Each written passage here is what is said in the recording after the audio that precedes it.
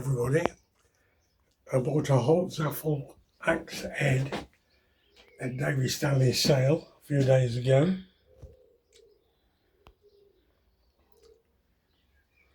And I've made a rosewood shaft for it because I've got my marking axe and that's rosewood. I've seen 4 at the most small axes by Holzapfel, and I remember one had rosewood shaft, one had boxwood, one had ash. Can't remember what the other one had, probably ash again. Holzapfel did an awful lot of trade for the gentry. It states this in the book. Tools for the gentry, that was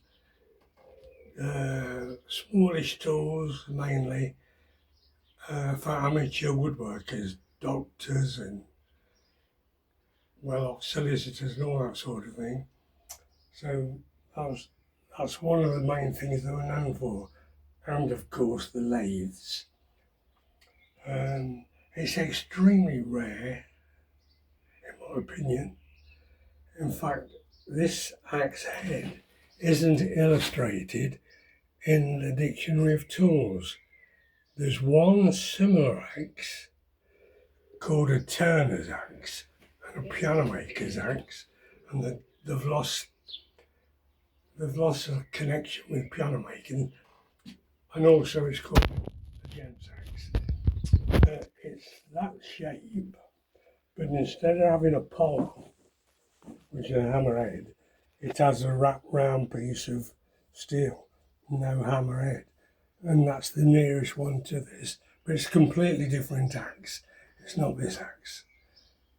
And like I say, I think this is very, very rare, and probably about, without Holzapfel and Co., I think it goes from about 1820 something to 1922. So it could be 200 years old, at least 110. Extremely rare. I forgot to say, when I got the head, of course it was all rusty, knocked about, umpteen marks across here where somebody'd been bashing it, which I've erased, and funnily enough, it were all bashed up in that curve there.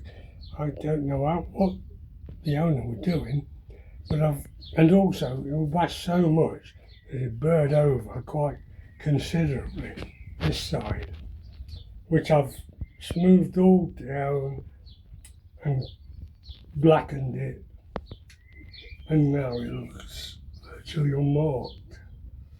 These marks on here, my fingers, I've just been putting linseed and stuff on it, and all the dirt's stuck to it, but that looks the part in any case. As I say, it could be 200 years old.